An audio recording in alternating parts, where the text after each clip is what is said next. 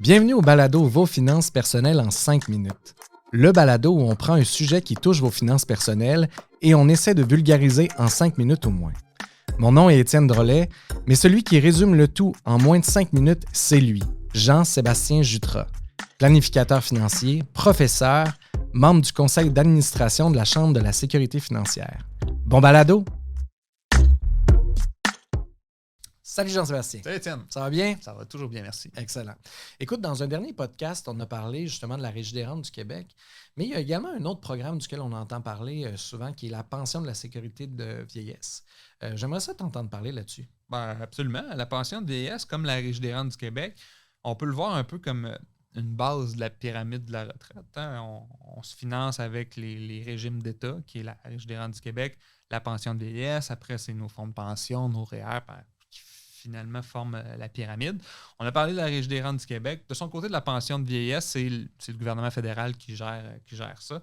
Son admissibilité, c'est 65 ans. C'est pas possible de la devancer comme la Régie des rentes du Québec. Et la pension de vieillesse, c'est un montant cible pour tout le monde. Okay. Même si vous avez fait 1 million de dollars par année, vous avez fait 10 000 dollars par année, le même montant pour tout le monde. Aujourd'hui, c'est 7 000 quelques dollars, mais c'est une pension qui est indexée. Vous avez accès à 65 ans.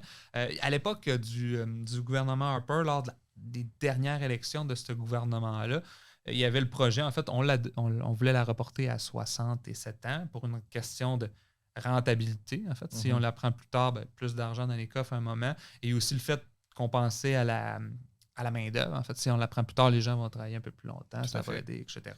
Donc, il y avait ça. Puis finalement, à l'élection du gouvernement Trudeau, on a ramené ça à 65 ans. Il y a quelques critères, en fait. Là, le premier, c'est d'être citoyen canadien ou résident autorisé. L'autre, c'est d'avoir vécu au Canada au moins 10 ans depuis vos 18 ans. Donc, je donne un exemple. Si vous êtes arrivé au Canada à 50 ans puis vous avez 65 ans, vous avez vécu au moins 10 ans au Canada.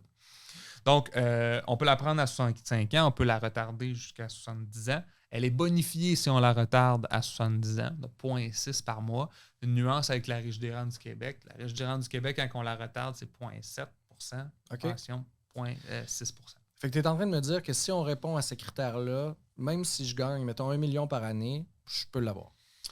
Bonne question. Non. La réponse est non, en fait, parce qu'il y a ce qu'on appelle un impôt de récupération sur cette pension-là. Donc, évidemment, on veut aider une certaine partie de la population. On ne veut pas aider les gens qui sont trop fortunés, en fait, parce qu'ils n'en ont pas besoin.